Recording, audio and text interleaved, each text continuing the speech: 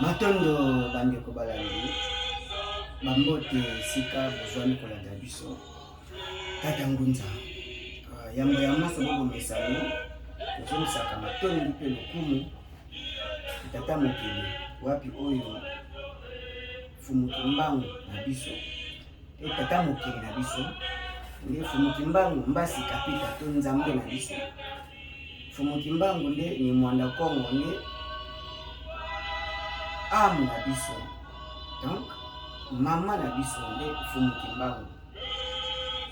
fumuki mbangu oyo tata moki alingaki amona epai na biso na nzoto wana nilongi wana nilobeli wana nisaleli wana fumuki mbangu référence ya bonzambe mpo na biso ya référence ya culture ya tradition mpo na biso efumuki mbangu liziba ya biyano mpe ya bokende liboso ya bana bayino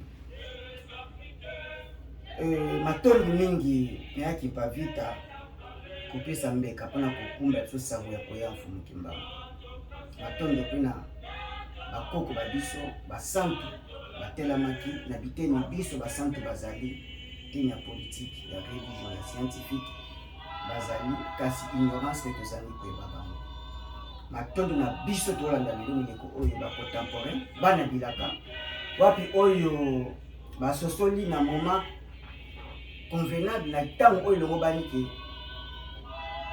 ta échanger ngo afumuki mbangu ekoki bana bilaka bawasala makasi kobengana boyinga ignorance na mito ya bayindo matondo mokakozwa na bana bilaka bana fumuki mbangu 4e génération matondo mingi na banganga ngonza betosala mosala moko baza kompesa pasi ya koluka lumière longengo ekota biteni biso bandi bongo bazwami matondo mingi kimia omabota babine paya bozwami kolande na biso bangangunza wankulu wa Kongo matondo mingi nde lelo bongo toye mtu ya likambo nengo ya likambo mama likambo tokolobela bongo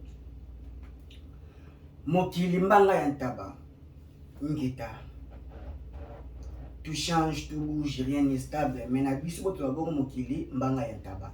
Donc qui est gauche et qui est bongo droite. Et lelo monde occidental ya na plein changement nango. Donc déjà ba indice eza ko annoncer. Ya moto kota na mozindo et toko tia bongo image moko. Oyo déjà il est qui une semaine passée, semaine et buto le cas. Zaki na forum économique international na Saint-Pétersbourg wapi Poutine bonga zwaki maloba makamba loba ki tozoba mowana oto lobaka kaka kasi lelo a monter au créneau a lobby yango tout o tozo tia mo pona elamusa lisusu makanisi ya baimboka bana ya fumuki mbangu po susi pesa makasi na bakumbi sango ya bokoko bayeba ete ngonga ekoki solo soki baza kolongola yo na se ya nzete mopepe ezali mi longolela pamba te yo kezela mbuma kaka na sa nzete ke mbuma kokwea po mopepe ezali bongo soki misisa eza malamu te nzete mote kokwea donc wana risque ya danger ya vie engonga ekoki moyindo alongwa na se ya makolo ya occident po aseloigner azwa destin na ye oyo tata mokeli fumuki mbangu alakelaki biso bayindo ete mokolo moyindo bongo akomiyeba akosala bengundu kikamusa mokili mobimba yango ya maso tolandi bilili wapi oyo ya mbutamutu Poutine tolandi bongo baso yango tozongela pino matondo. France 24.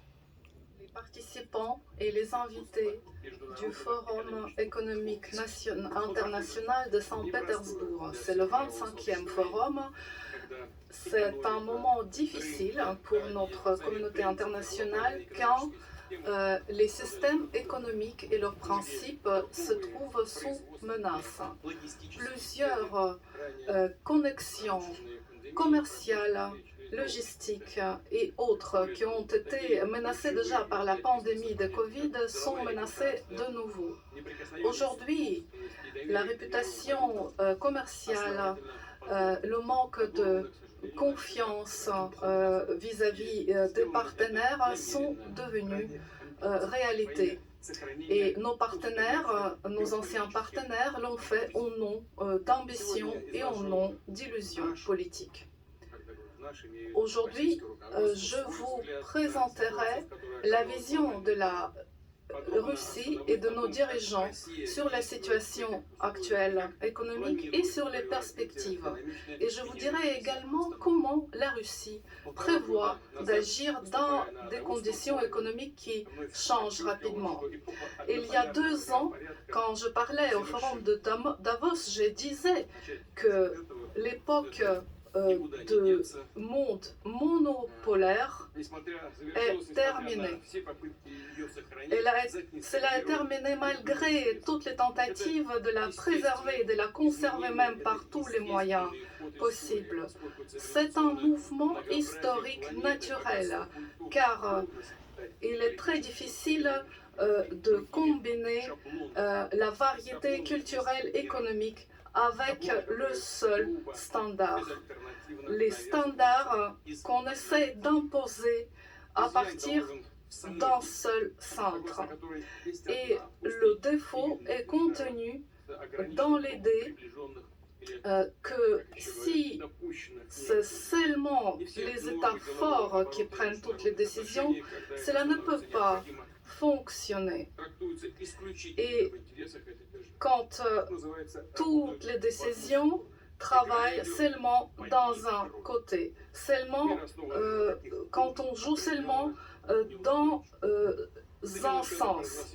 Les États-Unis, ayant prononcé leur victoire dans la guerre froide, se sont vus en tant que missionnaires de Dieu sur la terre, qui ont les intérêts qui sont considérés comme sacrés. Ils n'ont pas remarqué que pendant les 10 dernières années, dans le monde entier, de nouveaux centres puissants se sont développés. Et ces centres développent leur propre modèle d'institution et de croissance économique.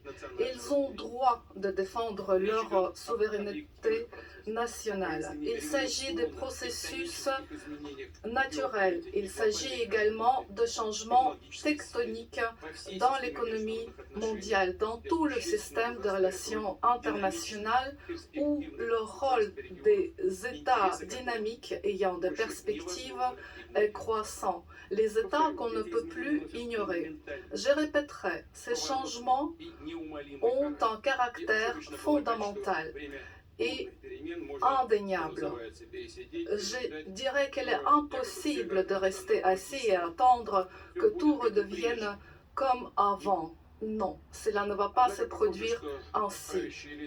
Mais il semblerait que certains leaders d'États occidentaux restent centrés sur leurs illusions et s'accrochent aux idées du passé, car ils pensent que la domination par l'Occident du système économique mondial est éternelle. Non, ils nient simplement la réalité. Ils essayent de contredire le courant de l'histoire en restant dans leurs propres illusions, en restant dans l'illusion d'État de ce qu'on appelle le milliard d'or.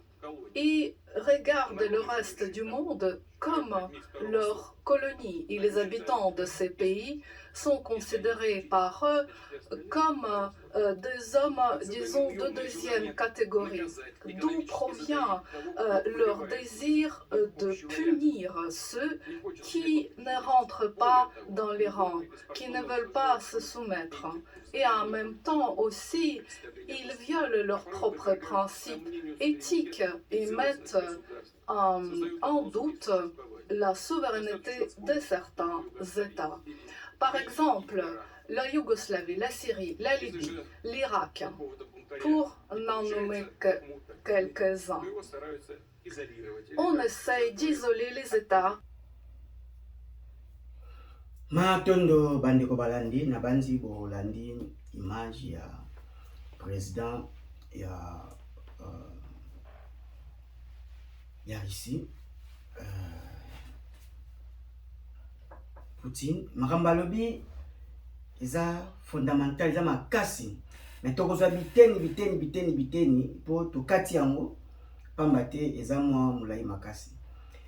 Mais soki olioki ba parti ya oyo tokati o bolandi omona ete veut dire a synthétiser oyo banganga ngunza balobaka bambalama mingi oyo toza kosala makasi ko privé ba priorité na biso po toya kolamusa makanisi ya baimboka bana fumuki mbangu. Dans na kati ya discours wana maloba lobi eza na tina makasi. Abito na changement moko tectonique. Donc na changement na kati ya économie mondiale. Donc mbongwana eza kosalama na nkita ya mokili. Donc cela veut dire pouvoir monétaire et kozala kaka te, donc dollarisation et kozala kaka te au top. Et changement fondamental wana izo salama. Ya to banda koloba banda kala. Omoni. Donc à relater histoire ninga makama mutilizo kendeli. Donc temps présent otoza rien stable nyo eza ko changer veut dire mbanga ya ntaba. Et te ba mbala mingi oyo so imataka kitaka kaka. Ngonga ikoki.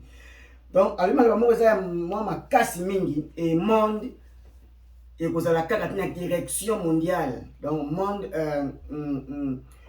monopolaire.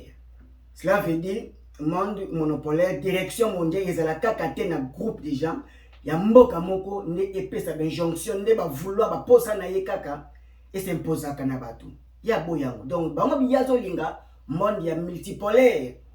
Yango moni na deuxième jour yango yo banda ba takipe ko sala conférence zaki vidéo en distance na conférence ya Bridge oyo baza 5 pays émergents bana lisangana bango basangani et pona ko régler le problème ya instabilité oyo économique et komeli mokili balobi bango bana ba solution ko pana rôle ko jouer à que sous construire ba lien na bango baza bongo Russie na Chine ba des grands na Afrique du Sud pas ali Inde na Brésil. Donc baati ko baka makambo oyo alobaki yango so répétant ka kuna.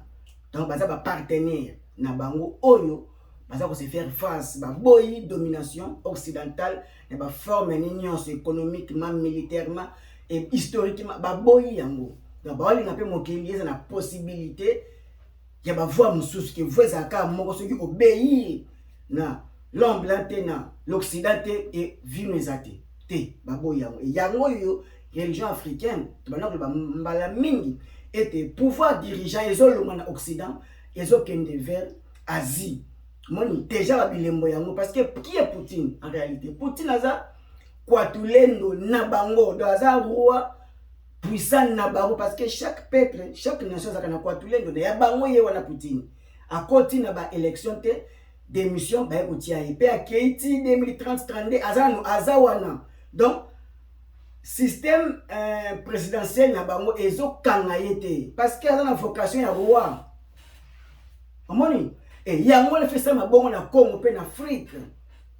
Donc système occidental imposé présidentiel fallait pas ekanga parce que ce que kuti kwa tulendo eko limiter kwa tulendo il faut mutu mokaya ko matela yango pour azala na champ libre à régner comme roi parce que ba loi o eza na conformité na kiboindo matondo mingi moni akei Poutine alobi ba américain na deuxième guerre mondiale na ba guerre froide Amérique kaza ko ndenge lobaki kaza disons azui suprématie mondiale grâce à l'uranium ya Congo watu ne ko bombarder Nagasaki na Hiroshima ndebo makomi leader mondial alobi ami lobele lié akomi bongo pe asimposamo emonani bongo iyo promesate abongo aza ko considérer et aza na mission ana vocation ana mission moko ya nzambe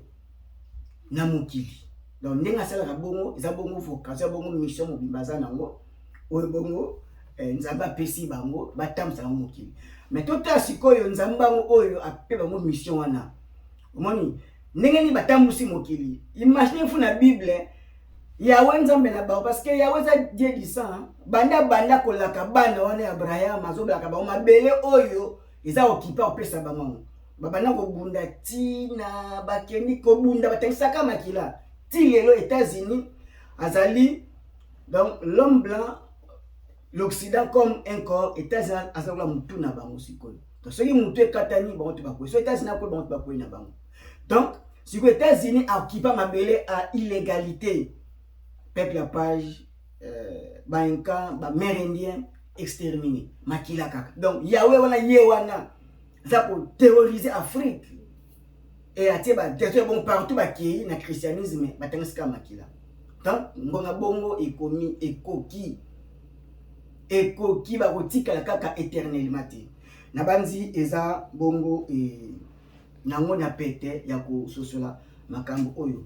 Tokozwa ngonga nyonso te tokozwa ka biteni mpona komanuela maloba oyo ya motinda mianzambe mpona bango et Poutine aye bongo na politique pour imposer alongola l'Occident et pour bongo imposer système mosusu mato nalobi rien ne sera comme avant que bofandi bokani maboko que makambo ezongola auparavant te changement d'histoire to ba déjà ezosalama changement d'histoire makambo ezonga te lelo ndenge toza déjà bouillé bato tozaki na ba illusion que États-Unis na ba réserve mondiale ya ba 50 à 100 ans talaka guerre pendant 6 mois déjà pétrole et mati biso est triplé awa na États-Unis pétrole ya ko mata makasi moni donc tendance somba carburant to ba la essence $2 point et quelques tout comme le quoi on a ba na $4 4 point quelques na $5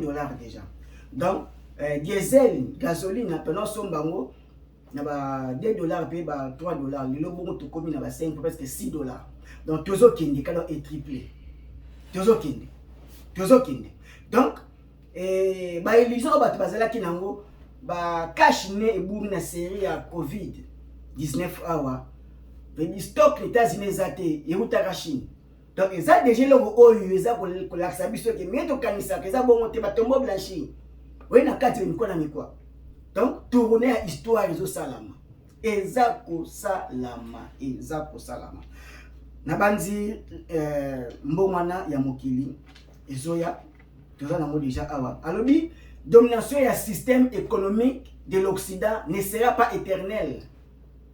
Rien n'est éternel. Donc comme na suka domination na bango ne ba dominaka ba comme na suka ba crise o ndenge bandi boy tolobaki yango ba pénurie déjà ebandi ba comme na insuffisance économique insuffisance alimentaire parce que balo na soutenir tibiso awa bazaka ko kotisa mais ko bimisa société exportation et c'est la société car importation États-Unis na autosuffisance na yé mais il comme un peu bon na coco sur la passe parce que ay bazaki mingi na dollar et ce que pas les autres kende ba ranking nyonso lelo rouble ils appellent pas nango yen quoi il peut monnaie chinois ils appellent pas nango ils autres kende donc et toi na confrontation mo déjà ba la désavantage l'homme occident moto pembe pambate nyonso oyo mataka suka nango il faut bongo équitable. Nde bongo toza koloba ete ngonga bongo ekoki totanga signe du temps image moto kotia mais bon tolobi États-Unis aza puissance économique militaire ya Occident donc ba européen ba immigré ba imposer l'Amérique et ba fandi donc bazali l'Occident bazali poso pembe oyo gloire na ba monisami na mpii bongo ba États-Unis les États-Unis total premier citoyen to bengi roi to bengi empereur to bengi président en temps actuel Joe Biden nini toleka des jours passés bon tozongi la bino maton. President Joe Biden falls off his bike on Saturday morning. That is the trend this Saturday morning in the news. As you can see, Joe is out for a nice ride on his bicycle as he approaches the crosswalk. At this point, I think what happens is he takes his left foot off, as you can see. He thinks his right foot is on the saddle. Clearly it's not. He goes to step down, but when he goes to step down, he brings the bicycle with him. pulling him to the ground. Obviously pretty scary for someone that age to fall like that, but obviously he's up, he's talking to people, he's actually talking to a little girl there in the crowd, and things. Matondo bandeko balandi tozongi na banzi image zoloba nyonso oyo ezali mpona kolamuka ya bana ya Congo mpe bana ya Afrika, bana ya Fumukimbangu, bana bilaka eza facilité ba koapprendre ba risque oyo mezali moto mondo deke ba komisiye il faut ba preuve moko tangible pour asusu mukala muka na pongi molai oyo l'Occident, christianisme, islam, bouddhisme ezokoba kontretenir kolala ya pongi ya baindo ngonga ekoki tolamuka na banzi ezalaki samedi Saturday morning, donc samedi matin oyo déjà euti koleka last nde bongo awasala training, donc aza ko s'entraîner na vélo akokaki pe kokoya ne na katikati ya nzela wapi o media azaki kamera za te mais tata mokeli tout est spirituel, donc ba grand esprit ba comment les messages et aye pas média penezali akomi pe mais alinga le mwana lokolo na pédale singa pédale ekandi lokolo ya mobali nde bonga koyi et aza États-Unis d'Amérique selon Joe Biden, donc aza premier cycle, donc azali yenda représenter États-Unis physique et spirituel kokwe ya wana si déjà koyaki na avion pour dire que pouvoir y a feu c'est pas koyi déjà parce que armes plus sophistiquées s'attendait Sarmat comme on ezawana M36 bazo benga mona kombo pena ya bango batu ya mapinga déjà Poutine dazana et pouvoir déjà monétaire terrestre oyo bango pe balaya ça koyi déjà donc ba inflation ko dollar ezanga sous poids nango ekokende na kopo ya kaka et c'est l'axe déjà bilembo oyo eza trop profond significatif na grand esprit tomilengela bandeko na banzi eza pona yozo landa ngai olamuka s'abonner, partager émission, exciter grand nombre ba s'abonner, bata l'émission pambate kolamuka ko bika na biso eza ko dépendre na biso na éveil na biso na kotelema na biso Fumukimbangu aza kotelema akofanda te soki moyindo atelemite pambate Fumukimbangu pasi ya 30 ya boloko mutu mote ayoka yango na nzoto na ayoki pasi wana ba privé ba besoin nyonso ya kibomoto et akema bonzambe ezalaki à 100% mais bon akome ko vivre na phase ya divinité na ye azo vivre nango mais sentiment physique tant qu'un humain déjà à ça akufaki déjà mais akomi ko vivre na bonzambe mais c'est impossible à vivre vie wana prison ya mukie na te Fumukimbangu draté et l'autre côté pousser na ye banga vivre bongo donc film 10 premières années bon moi il va vivre pendant 30 ans c'est impossible mais na 30 ans ça là ils aza ko se doubler aza ko kene ko mona na partout na Congo pe ba pays Afrique pour pesa ka message oyo et ngonga ekoki bana bandi to eba eki mutoki na yo nde ya mwana mbongo donc les a chance ya ba koko na yo oyo ozu oza na yo kozala distraité et au dépenser na ba fête inutile na bilamba oyo itombeza te na makambo za inutile te ba ete Afrique ba vrai investisseur ya Afrique biso ba tout diaspora biso neto s'investir na Congo pe Afrique pour Afrique et Thomas soki mondele a s'investir za poza biso na kibungu to sangana na kintu za bankanisi ndenge tuko kotombola Congo pe Afrique na biso ngonga ekoki Fumukimbangu na bolenge nyonso kati ya bana na ye kozela te bongo omona Fumukimbangu ya 1921 pondi na ye Fumukimbangu aza kati ya bangunza kati ya bangunza kati ya batindami na ye ezopesa sango ngonga ekoki mokili ya na plein tourna ya histoire pasi oyo koya nzala oyo koya kozanga misala oyo koya injustice raciale oyo ezoya eza makasi mingi koleka to préparer pona yango retour eza inévitable mabele ya bakoko babiso on vit mieux que chez soi Fumukimbangu abatela pe atombola bayi matomba